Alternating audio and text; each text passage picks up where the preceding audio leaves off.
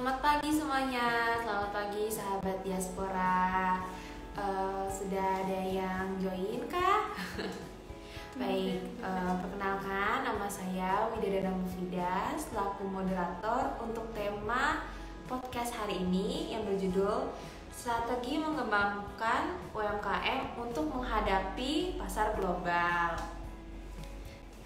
Terima kasih yang sudah bergabung, selamat pagi.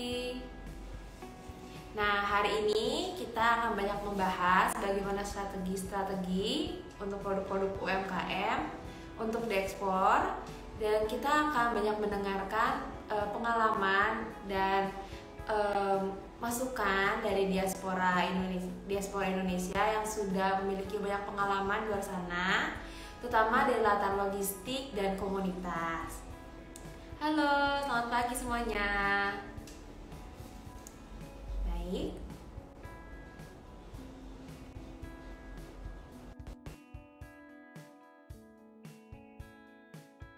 Katakan dua narasumber, salah satunya ini sebentar ya. Nah, bahasan hari ini juga akan sangat menarik sekali. Kita akan mempelajari. Oh ya, selamat pagi Bapak. Halo. Assalamualaikum, selamat pagi. Selamat pagi. Bisa mendengar suara saya, Pak? Dengar, sangat jelas. Suaranya sangat jelas. Ya. Baik. Sahabat diaspora, saya perkenalkan narasumber pertama kami. Pertama kita hari ini, beliau bernama Bambang Irianto, diaspora dengan background logistik untuk ekspor. Nah, untuk aktivitas saat ini, beliau merupakan part member of Frontlog Communities with Universitas Saktis and team leaders support for exporting activities under LKN. Ya Pak ya? Ya, betul. Nah ya. Ya. Bentar ya. Oke. Ini Pak Syarif Talib kelihatannya sudah join nih. Kita sudah menunggu connect dengan Pak Syarif ya. Pak Syarif merupakan narasumber kedua kita hari ini. Ya. Pak Syarif sudah dikasih kontaknya ya. Ya, baik. Ya, terima kasih. Ini waktu yang diberikan ini. Ya, sebenarnya saya pernah tinggal di Amerika tapi bukan diaspora. Tapi kalau dibilang diaspora boleh juga karena ya kebetulan keponakan saya juga ada yang tinggal di Australia dan juga tinggal di Amerika gitu. Dan juga teman-teman sampai sekarang juga teman-teman sekolah juga masih kontak. Assalamualaikum. Wah. Assalamualaikum Pak Syarif. Kabar Pak Syarif. Baik. Saya akan kembali ya. Ini Pak Syarif tadi merupakan diaspora yang tinggal di New Zealand dan merupakan komisaris PT Bulog. Selamat pagi Bapak. Kabar baik. Halo Mbak. Terima kasih. Ya. Pak Syarif bisa mendengar suara kami dengan jelas? Bisa. Ini saya bisa. Suaranya sudah jelas. Oke. Makin bagus nih. Oke, siap. Pertama-tama mungkin untuk lebih kenal lagi, bisa cerita latar belakang Bapak masing-masing nih, bisa dimulai dari Pak Bambang sendiri. Oh, saya dulu. Latar belakangnya. Oke. Ya, terima kasih. Ya, ini mau izin Pak Syarif ini karena yang punya ini. Baik. Ya, perkenalkan ya. Baik, saya mulai ya. Assalamualaikum warahmatullahi wabarakatuh. Waalaikumsalam. Ya, salam sejahtera untuk kita semua. Ya, ini topik ya. Saya lihat topiknya sangat menarik di sini adalah strategi mengembangkan UMKM untuk menghadapi pasar global. Nah, ini menurut saya judulnya sangat luar biasa ya. Mengingat pengalaman saya dulu memang lebih banyak sebagai pengawas ekspor, terutama untuk migas ya, karena dulu Indonesia sangat mengandalkan ekspor migas. Nah, dulu memang kita tidak pernah bicara strategi gitu loh. Jadi kita dulu bicara strategi migas itu ya dari hulu, bukan dari hilirnya. Tapi ini menurut saya sangat langkah yang sangat bagus, mengingat sekarang kan Pak Jokowi juga sangat mendukung yang namanya program hilirisasi. Nah, artinya di sini adalah nanti marketing kita akan diperkuat gitu. terutama untuk produk-produk UMKM. Ini luar biasa itu. Minimal produk-produk kita yang diseberangkan ke negara apapun itu adalah produk-produk yang berkualitas seperti itu. Baik, sebelumnya saya kenalkan, nama saya adalah Bambang Irianto Budiharto. Ya. Jadi sesuai dengan yang ada tertera di leaflet adalah memang pendidikan saya adalah S1 Teknik Perminyakan dari Trisakti. Nah, sekarang saya aktif di Lembaga Kajian Nawacita dan juga perkumpulan transportasi, logistik, dan kurir. Nah, untuk Transloku ini memang sampai saat ini kita terbatas hanya alumni Trisakti, tapi kemungkinan besar kita akan juga menjajaki alumni-alumni lainnya. Karena ini juga komunitas ini kebetulan di bawah asuhan ITL namanya, Institut Transportasi dan Logistik ya, Trisakti. Nah ini perlu kita dukung lah semua, karena juga yang namanya ekspor impor itu pasti berhubungan dengan namanya transportasi dan logistik seperti itu, seperti yang Mbak katakan tadi. Gitu. Nah mengenai pengalaman saya itu memang lebih banyak di industri migas. Pengalaman saya di industri migas, terus kemudian ya sebelum di Skovindo saya lama sebagai pengawas ekspor memang waktu saya dinas di Skovindo. Tapi sebelum Skovindo saya banyak melakukan untuk kegiatan eksplorasi. Dulu bersama almarhum bapak saya. Kebetulan bapak saya dulu pendiri IAGI. IAGI itu Ikatan Geologi Indonesia. Nah, dari beliau lah, artinya ya like father like son ya, turun menurun lah ya, artinya bidangnya cari minyak, bidangnya memang cari minyak. Terus kemudian juga pernah jadi support logistik untuk kegiatan pengeboran migas di Kalimantan Timur seperti itu. Nah, terus kemudian tahun 1993 saya join di Skovindo. Ya. Sampai 96 di situ aktivitas saya adalah melakukan pengawas ekspor minyak mentah, crude oil. Itu di Natuna, Laut Jawa, Jawa Barat, Selat Madura, Kalimantan, dan Papua. Terus kemudian juga saya melakukan pengawasan ekspor gas dan petrokimia itu di Loks Mawe, Eksor Balongan, dan Cilacap, seperti itu. Terus kemudian tahun 1996 sampai 2007 itu saya sebagai Marine Surveyor Bontang atau LNG Surveyor khusus untuk pengawasan ekspor LNG di Bontang.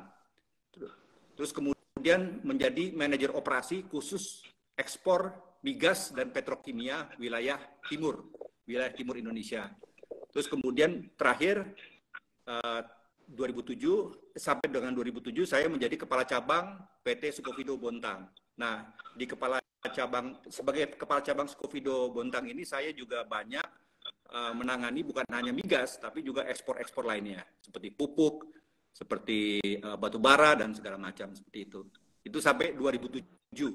Terus kemudian 2007 sampai dengan 2012, saya itu menjadi manajer operasi khusus ekspor wilayah migas, khusus ekspor migas wilayah barat, seperti itu. Kalau tadi wilayah timur, ini ke wilayah barat.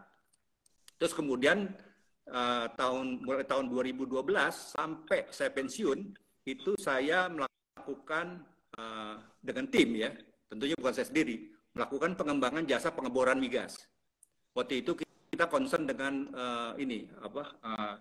pernah dengar ya terjadinya blowout di Gulf Mexico ya, BP. Nah di situ. Nah itu akhirnya kita banyak belajar dengan BP. Dengan Halliburton ya, untuk mengembangkan tadi kalau di rig minyak itu kan ada namanya alat safety supaya rignya jangan meledak. Kalau ada gas-gas yang naik ke atas itu jangan sampai rignya meledak gitu. Nah itu kita bersama Halliburton melakukan jasa pengeboran migas seperti itu. Terus kemudian sebelum pensiun saya juga bersama mengembangkan namanya proyek JJRE. JJRE itu adalah gabungan geologi, geofisika sama reservoir engineer. Nah, reservoir engineer inilah yang sekarang disebut sebagai teknik perminyakan, ahli teknik perminyakan seperti itu. Itu untuk namanya kita melakukan program SPE.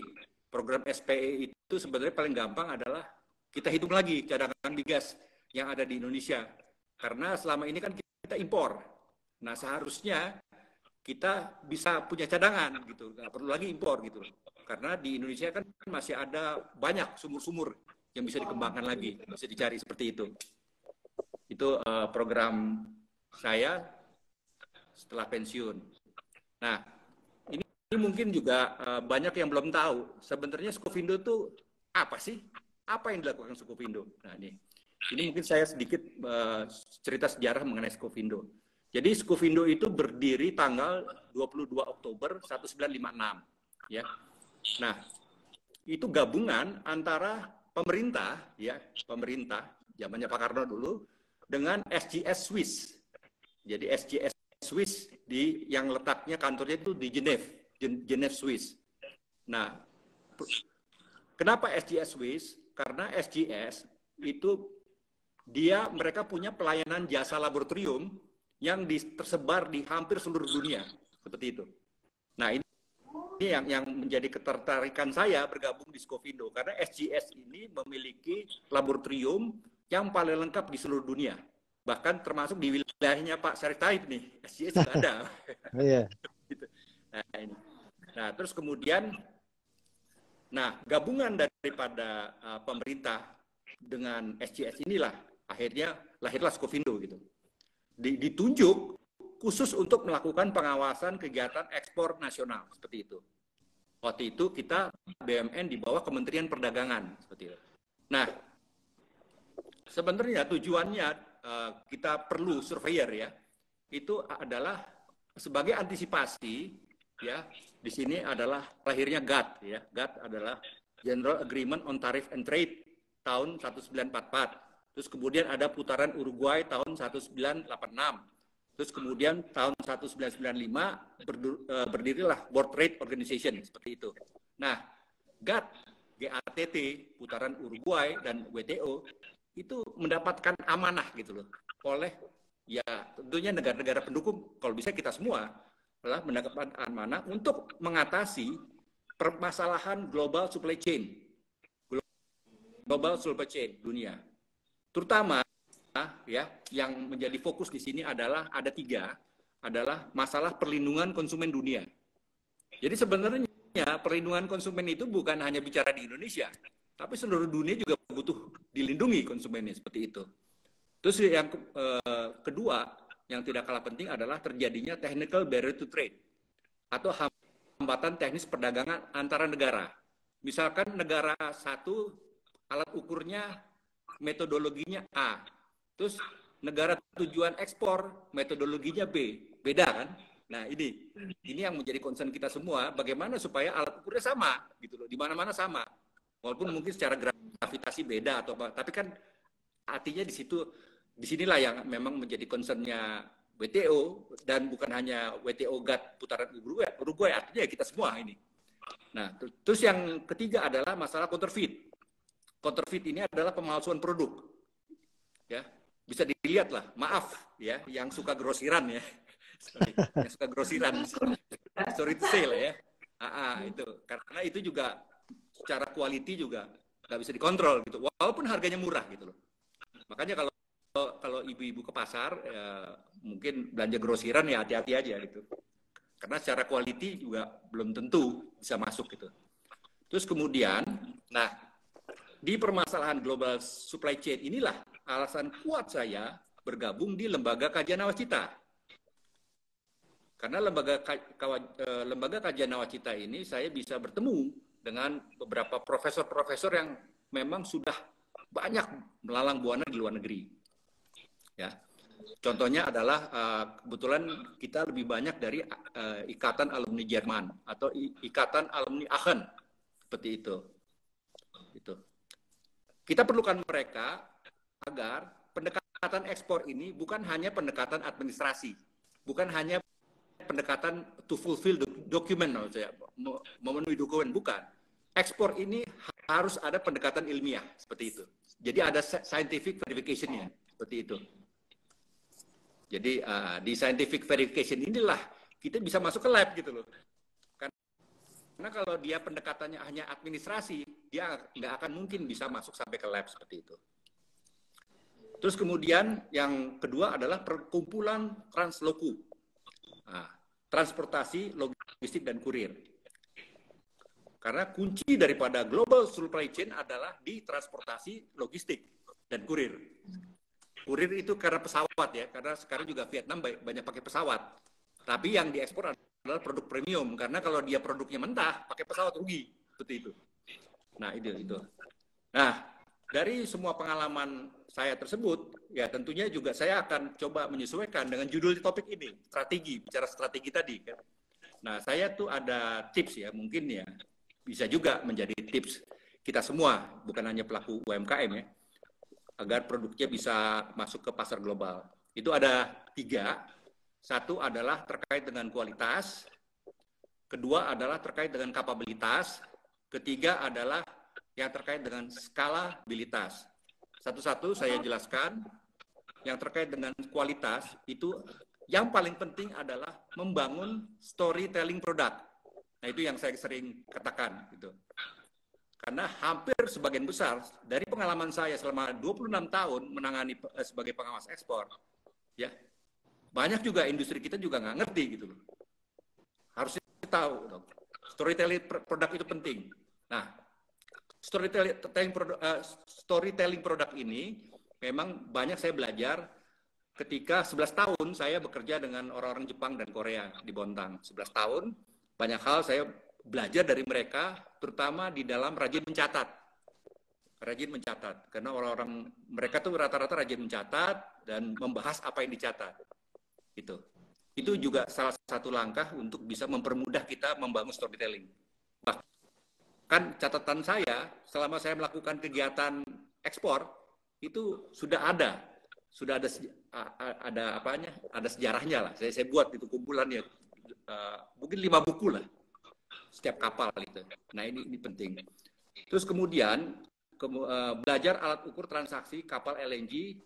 Saya belajar alat ukur transaksi kapal LNG di Marugame Shipyard Jepang. Itu.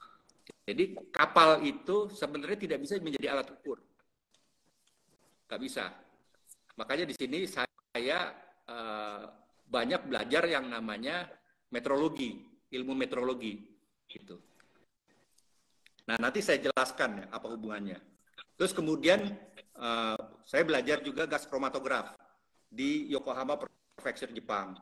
Nah, gas kromatograf ini kebetulan memang sebenarnya bukan hanya dipakai migas, dia juga bisa dipakai untuk produk-produk kualitas tinggi. Seperti rempah-rempah, itu bisa pakai GC. Seperti itu. Artinya dengan GC itu kita ketahui bahwa speknya itu betul-betul berkualitas apa enggak. Seperti itu. Terus kemudian juga saya belajar permasalahan laboratorium itu dengan Sir Richard Taylor dari SGS Waste. Jadi yang namanya laboratorium itu bukan melakukan pengujian pengujian pada saat situasi dan waktu yang sama. Jadi namanya repeatability itu dilakukan pengujian berkali-kali. Pengujian berkali-kali, tetapi juga ada yang namanya reproducibility. Dia juga harus dikorelasikan antara laboratorium yang ada di sini dengan negara tujuan ekspor, seperti itu. Jadi laboratorium yang ada di sini sama yang di negara tujuan ekspor, metodologinya harus sama. Nah ini yang sering terjadi ketika menggunakan metode yang berbeda. Akhirnya apa? Kapal tertunda. Dan kapal, kalau sudah namanya kapal tertunda, itu bisa saja biaya klaim kapal itu jauh lebih tinggi daripada harga produknya seperti itu. Dan itu sudah zamannya saya itu sudah sering terjadi seperti itu. Nah ini. Terus kemudian yang tidak kalah penting adalah ini aturan Kemendak mengenai pasar tertib ukur. Itu juga yang terkait dengan Undang-Undang Perlindungan Konsumen nomor 8 tahun 199. Nah, itu juga perlu kita buka lagi, kalau perlu kita search lagi PDF-nya, ya. Apa sih maksud Undang-Undang Perlindungan Konsumen nomor 8 tahun 199 itu? Dan kenapa harus diupdate gitu loh, itu aja. Nah, ini penting ini yang terkait dengan kualitas. Terus kemudian saya juga belajar storytelling, saya juga belajar dari Silati. Ya, dari Silati saya belajar dan juga dari Onikraf seperti itu. Nah, ini yang tadi yang terkait dengan kualitas. Nah, yang dengan kapabilitas itu adalah membangun logistik yang tepat guna dan mampu telusur. Ya. Nah, ini saya dapatkan ketika saya juga kursus Marine Surveyor ya di Marugame Shipyard Jepang. Ya. Dan jadi mereka mau dengar masukan dari Pak Syarif, mungkin ada dari pengalaman Pak Syarif, mungkin ada yang ketemu dengan masalah kualitas scalability. Oh ya, oke, ya. Yang kualitas dulu ya, oke. Iya. Dari Pak Syarif mungkin. Oh, oke. Terima kasih, Widya. Iya, Pak.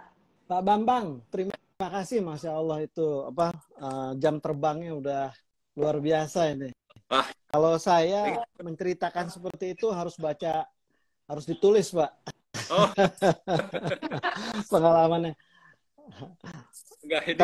Kalau ya tadi Mbak Widya menanyakan mengenai tentang riwayat latar belakang daripada narasumber. Jadi kalau saya sih artinya sebelum hijrah itu memang disiplin ilmunya ke dunia pendidikan, dan di dunia kerjanya pun lebih cenderung ke bidang IT ya. Lalu kita masuk ke perbankan. Nah, setelah itu sekitar beberapa belas tahun yang lalu kami hijrah memang dengan keluarga ke New Zealand.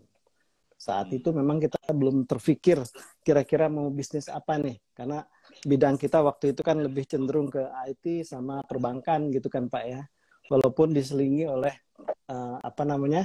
ilmu marketing juga dari pengalaman di perbankan tersebut dan lembaga finance non-bank.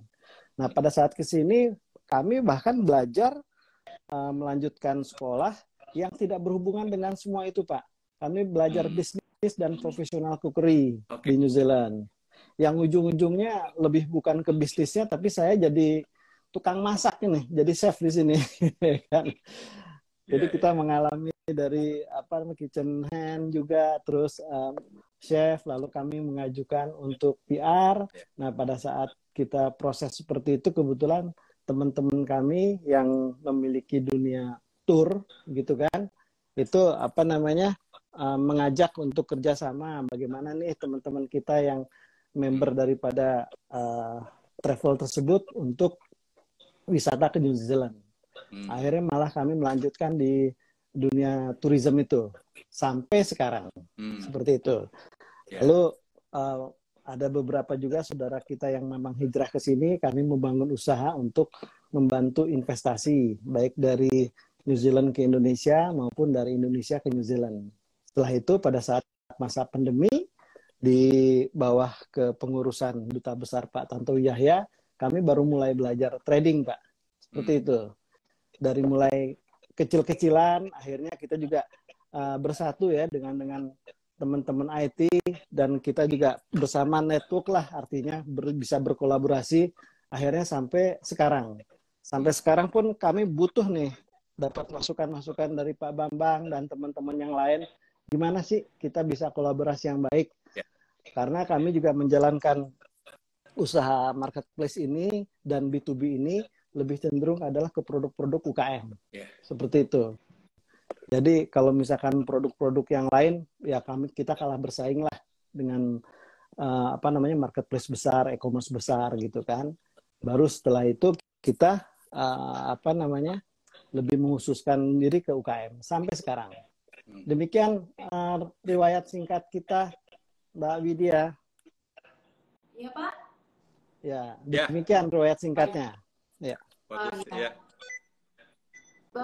Untuk Pak Syarif sendiri ada kenapa?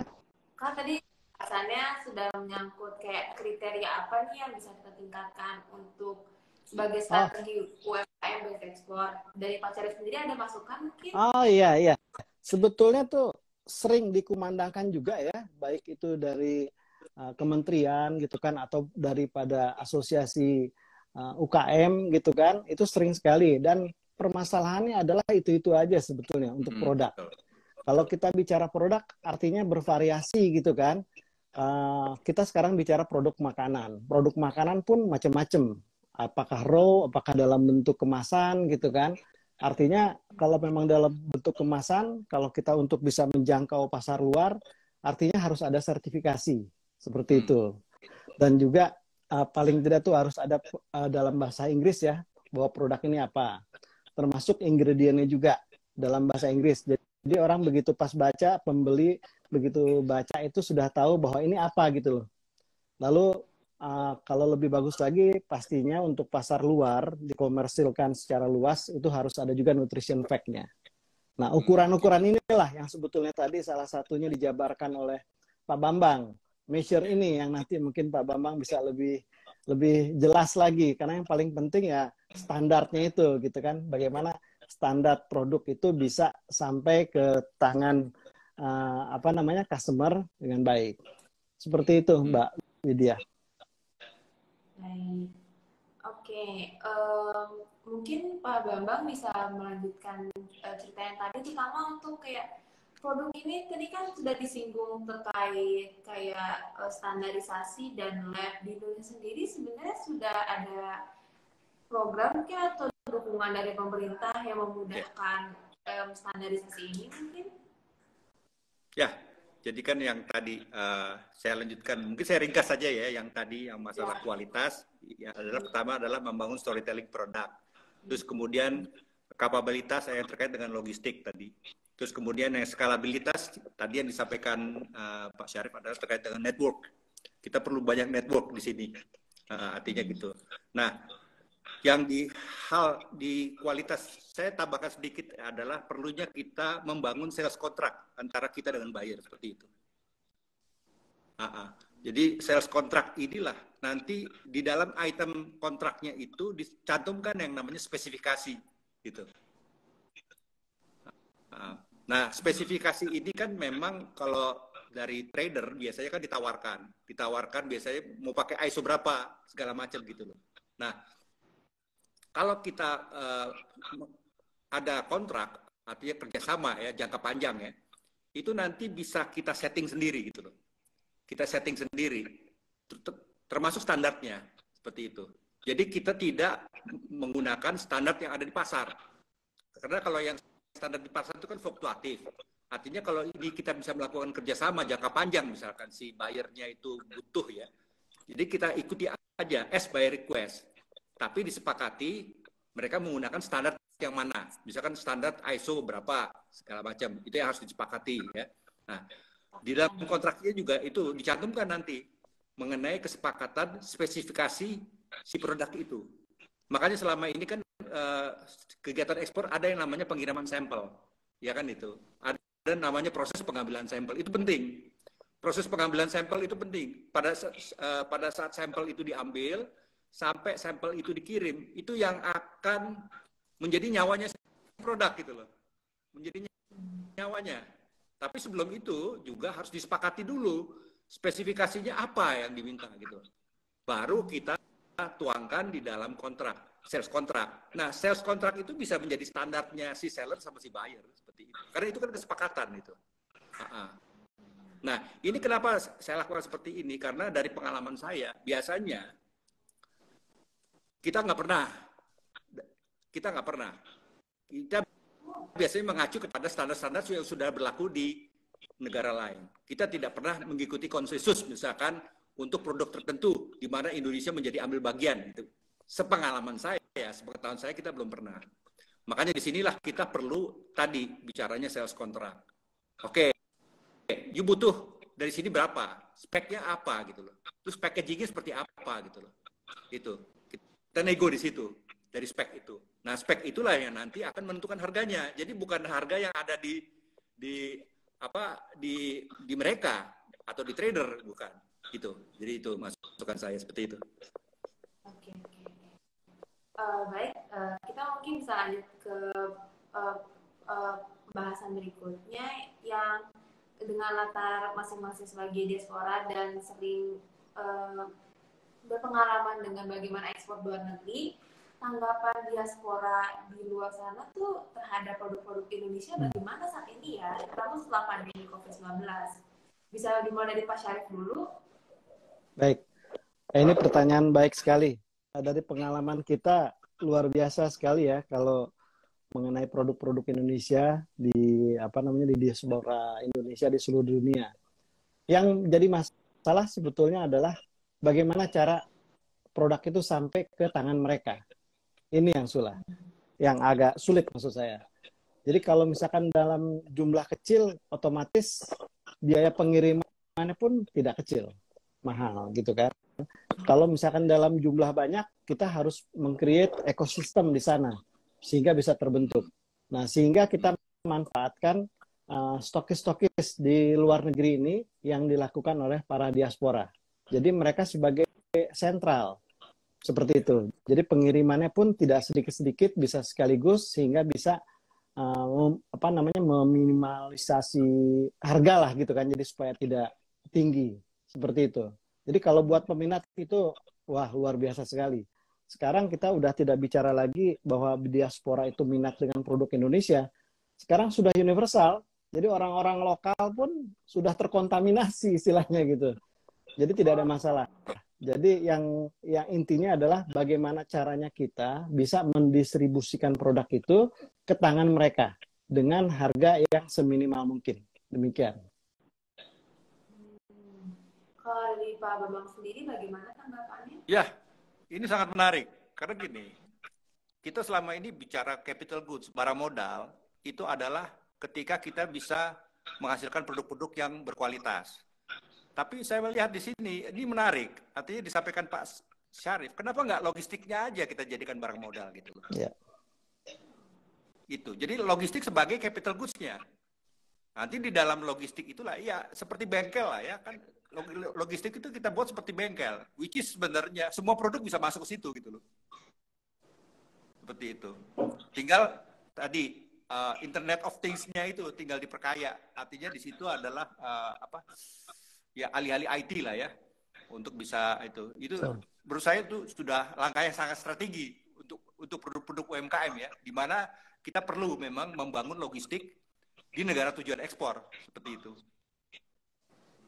Gitu yang saya tangkap ya, artinya seperti itu. Jadi logistiknya sebagai barang modalnya, jadi bukan si produk kita nggak usah mikirin produknya, yang penting produknya adalah ketika sampai di gudang itu betul-betul ya sudah siap untuk ditransaksikan secara internasional seperti itu. Penting nggak sih nanti ke depannya logistik ini juga produk-produk Indonesia itu memiliki gudang-gudang sendiri di negara-negara tertentu Pak, untuk memudahkan misalnya kayak ada satu gudang di Eropa jadi memudahkan logistik produk UMKM Indonesia, bagaimana tanggapannya? Ya, saya anggap sangat penting. Saya anggap penting. Misalkan Pak Syarif asli dari mana, Pak? Saya dari Karawang. Nah, misalkan produk Karawang masuk ke Amerika atau masuk ke New Zealand, ya kan pasti penting bagi Pak Syarif. Iya, betul. Artinya gitu. Apalagi kalau semua produk bisa masuk ke sana. Apalagi semua diaspora ternyata, oh saya dari Cilacap, saya dari Jakarta, artinya kita bangga dong. Artinya produk daerah kita. Jadi bukan hanya produk-produk tertentu aja yang bisa masuk ke negara tujuan ekspor, tapi produk kita juga terwakili di situ. Gitu bagi saya ya. Artinya setuju Pak Bambang. Suaranya ya. Iya. Seperti itu. Ya, saya setuju dengan seperti yang Pak Bambang sampaikan, karena namanya suku di Indonesia yang tersebar di seluruh dunia itu banyak sekali. Yeah. Mereka juga menginginkan seperti itu, tapi kembali lagi ke masalah distribusi. Demikian. Oke. Nah, sekarang kita sudah membahas kayak strategi, kriteria, dan keadaan pasar nih. Langkah yang baik yang bisa dimulai dari pelaku UMKM gitu. Nah, setelah ya. Silakan Pak Syarif mungkin. Nah, oke. Ini menarik gitu kan? Ini menarik. Ini kayaknya perlu saya bacakan aja nih. Saya nggak hafal juga. Tapi intinya sih sering saya sampaikan juga kepada para pelaku UKM. Cuman ini biar kelihatan bahasanya agak tertutur dengan baik. Jadi kita ada beberapa saran gitu kan ya, bagaimana caranya untuk meng-create UKM itu dalam meningkatkan semangat, meningkatkan produknya juga. Jadi yang pertama itu kenali pasar dan pelanggan, ya kan? UKM tuh harus memahami siapa pelanggan potensial mereka dan apa yang mereka butuhkan. Mereka harus melakukan riset pasar untuk mengetahui tren pasar terbaru dan permintaan pelanggan. Lalu fokus pada kualitas. UKM harus selalu memastikan produk-produk mereka memiliki kualitas terbaik. Mereka harus selalu memeriksa kualitas produk mereka dan melakukan pengujian mutu. Lalu ketiga, tingkatkan pemasaran. UKM harus meningkatkan upaya pemasaran mereka, dapat memanfaatkan media sosial dan situs web mereka untuk mempromosikan produk mereka. Mereka juga dapat berpartisipasi dalam acara atau pameran dagang untuk meningkatkan visibilitas produk mereka. Nah, hal-hal yang tadi itu sudah disampaikan oleh Pak Bambang mengenai storytelling. Storytelling itu sebetulnya adalah bagaimana memaparkan benefit produk itu dengan gaya yang menarik. Macam-macam kan, ada yang dari kemasan aja orang tertarik barangnya gitu. Ada yang tidak pakai stiker apa-apa, maksudnya tidak ada mungkin dalam plastik yang transparan juga tertarik gitu kan. Lalu keempat, berinovasi. UKM harus selalu mencari cara baru untuk meningkatkan produk mereka dalam desain produk seperti itu kan, bahkan model bisnis mereka, reseller atau seperti apalah gitu kan, menggait tim yang untuk bisa ikut memasarkan produk-produk mereka. Dan akhirnya adalah membangun tim yang solid. UKM harus membangun tim yang solid dan terlatih. Tim yang solid dapat membantu UKM dalam mengatasi tantangan dan meningkatkan produktivitas. Lalu yang keenam, jangan takut untuk mencoba hal baru. Kita dengan adanya media informasi yang begini luasnya, mungkin makin mudah kali ya melihat contoh-contoh yang ada gitu kan. Nah, kita harus ambil mana poin-poin yang baik dan pas dengan produk kita. Jadi UKM itu harus beranilah intinya mencoba hal baru. Terbuka juga untuk mengambil resiko.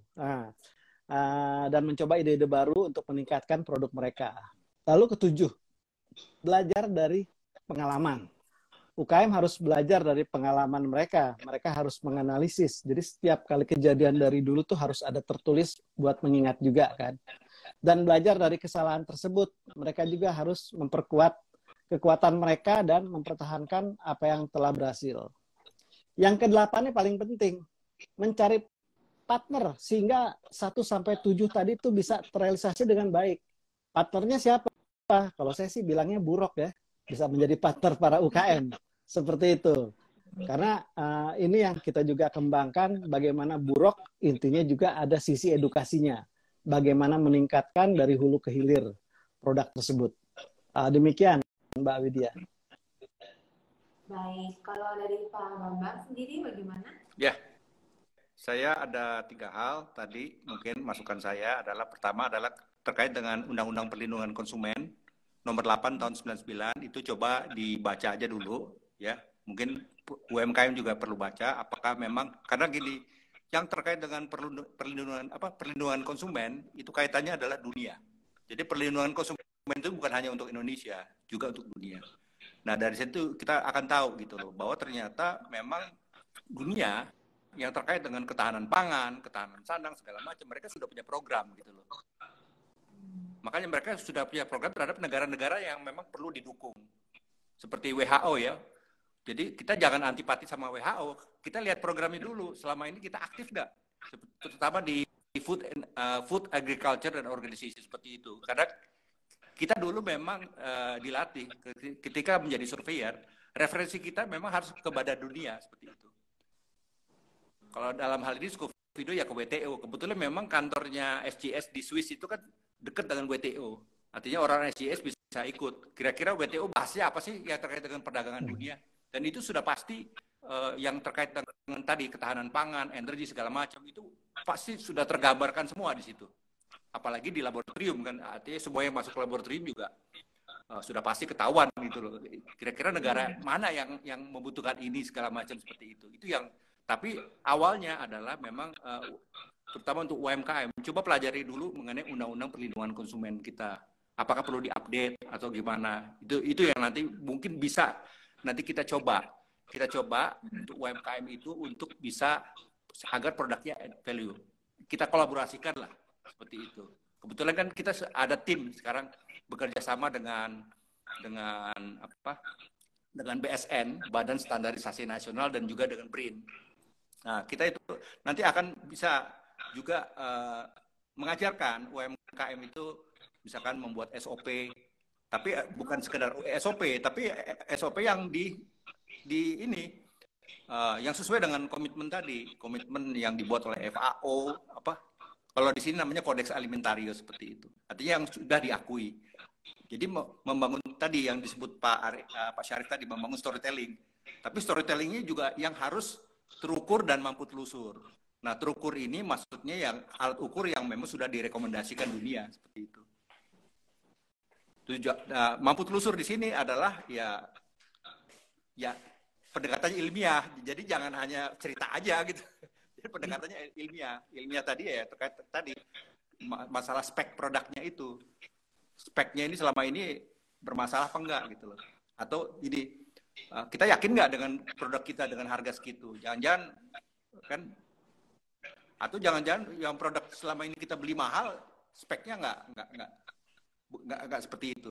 Itu. Jadi perlu juga ditelusuri tadi mengenai undang-undang perlindungan konsumen. Gitu. Terus yang terkait dengan tadi yang kapabilitas adalah tadi bagus juga masukan Pak Syarif ya. Kita perlu juga kita perjuangkan di teman-teman di diaspora ini juga harus gitu. Karena Vietnam juga sekarang sudah mulai memproduksikan white label di Amerika. Jadi banyak diaspora Vietnam itu memproduksikan white label di Amerika. Karena mereka tahu Amerika adalah pusat standar dunia gitu. Seperti itu. Nah, ini yang bisa yang kemarin juga sempat kita bicarakan dengan Pak Syarif. Bisa nggak kita lakukan di New Zealand seperti itu Pak Syarif? Betul. Kita bikin produk, ya produknya di negara-negara yang memang standarnya udah kelas dunia gitu loh. Karena kalau kita bangun produknya di Indonesia susah gitu loh. Ini salah satu strategi yang luar biasa. Terus yang ketiga adalah tadi event yang terkait dengan menambah network event itu penting juga. Skalabilitas itu event lebih banyak ya. Kalau sekarang istilahnya itu industri MICE. Industri MICE itu kan ada meeting, insentif, convention sama exhibition. Itu yang sedang kita lakukan. Kebetulan tim saya dengan Korea. Kita sedang melakukan itu. Karena beberapa investor Korea kelihatannya tertarik kerjasama antara UMKM Korea dengan juga UMKM di Indonesia seperti itu. Nah, itu mungkin dari saya.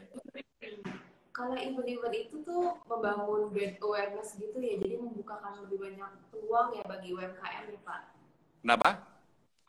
Event-event yang ada di luar sana itu sebenarnya salah satu peluang besar kan bagi UMKM untuk memperkenalkan produknya, seperti brand awareness kan ya Pak? Sebenarnya menambah network buyer aja, pembelinya jadi semakin banyak. Jadi bukan hanya pembelinya 1-2, tapi bisa jadi nanti pembelinya makin banyak, artinya jalurnya kan makin banyak selama ini. Menambah jalur, artinya ekspor kita ke depan ini bukan hanya migas sama non migas, bisa juga nanti ekspor ke depan itu nanti termasuk juga ekspor UMKM kan gitu. Lebih bagus lagi kalau nanti di konstelasi pendapatan negara itu bukan hanya migas tapi produk UMKM kan itu kan dahsyat itu. Gitu. Ya itu. Apa namanya, sekali barang Indonesia ada, yang lain juga kayak airan nempel gitu ya Pak. Itu sangat baik. Okay. Itu sangat memungkinkan. Itu terkait dengan desa devisa yang programnya Bu Sri Mulyani ini. Ini yang sedang coba kita masuk ke situ. Karena bagaimana supaya produk di desa itu sudah bicara ekspor gitu. Kalau selama ini kan enggak. Desa itu kan hanya penampung produk saja. Seperti itu. Ya. Kalau dari Pak Syarif sendiri terkait event, menurut Bapak gimana Pak? Produk UMKM banyak di event kan Pak? Ya, produk untuk event kita juga harus lihat kelas-kelas event itu seperti apa gitu kan. Produk UKM ini beragam. Kalau memang ada kategori besar ya kembali lagi ke masalah food dan non-food. Terus apakah itu bagian daripada komoditi maupun daripada agriculture. Tapi kan rata-rata kelas UKM tentu saja ya, walaupun mungkin volumenya dia besar, tapi dibatasi juga dengan produksi seperti itu. Dan banyak juga pemain-pemain yang eksportir itu yang mengambil produk dari UKM sehingga bisa mendapatkan produk yang dalam jumlah yang besar seperti itu. Dan sebetulnya banyak juga UKM yang memang menyerahkan itu kepada broker mungkin ya, eksportir lah kita bilang gitu kan. Bahkan forwarder sendiri kadang-kadang punya perusahaan eksportir. Sehingga UKM itu dengan mudahnya menyerahkan aja, under name lah gitu kan. Tapi UKM-nya sendiri sebetulnya besar. Walaupun kategorinya UKM, tapi mungkin dia volumenya tuh bisa sangat besar sekali. Itu banyak sekali contoh-contohnya UKM yang memang sudah melanglang buana itu. Produk-produk snack maupun handicraft gitu kan. Tapi tetap namanya ya UKM. Padahal dia produknya tuh bulanannya itu luar biasa, nilainya itu besar sekali. Betul. Seperti itu.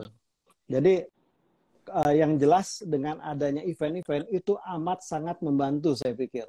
Karena ajang event itu adalah ajang untuk memperkenalkan dan memasarkan gitu. Dan juga kadang-kadang bukan hanya sekedar penjualan retail ya, tapi yang intinya adalah kesinambungan daripada proses marketing itu sendiri. Jadi B2B segala macam. Makanya Burok itu juga turut andil lah ke depannya. Burok akan aktif juga, akan membuat event-event itu baik dari di dalam negeri maupun di luar negeri. Nah ini kebetulan Mbak Widya menanyakan, kita ini dalam waktu dekat ada event juga di Qatar tanggal 15 sampai tanggal 19 Maret ini Pak.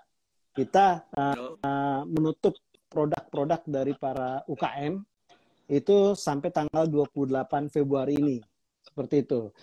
Tapi produk-produk UKM ini pun kita ada kriteria tertentu. Kalau produk tertentu harus apa, nanti mungkin bisa menghubungi pihak Burok ya. Produk-produk apa saja yang memang bisa kita ikut sertakan gitu loh. Otomatis UKM ini tentu dengan biaya yang sehemat mungkin. Nah itu juga kalau di grup mereka bisa gabungan, mungkin bisa menghemat juga lah. Kalau perorangan justru ini bisa memberatkan UKM juga gitu loh.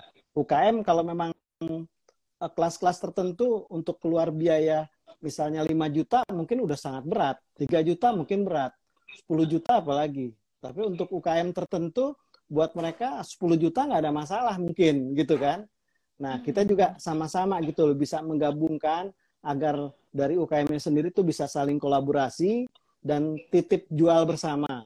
Kalau mereka mau ikut ke kami boleh. Kalau memang tidak ikut, ya artinya ya itu tadi kita yang penting itu bisa terbantu untuk proses kirim. Karena kita juga di Burok ini ada Burok Express Pak yang khusus membantu pengiriman produk ke luar negeri itu dengan ongkos yang relatif lebih terjangkau. Demikian Mbak Widya. Oke. Terima kasih banyak Pak. Hari ini kita banyak belajar ya. Terutama dari sisinya diaspora dan bagaimana logistik. Sebelum saya menutup, saya ingin memberikan kesimpulan kalimat terakhir untuk tema hari ini yang berjudul strategi mengembangkan UMKM untuk menghadapi pasar global.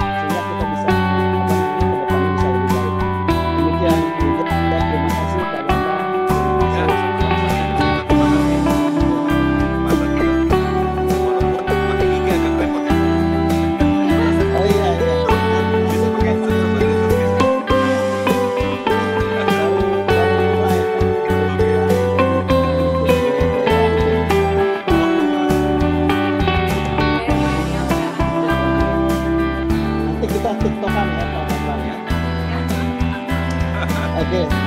Terima kasih semua.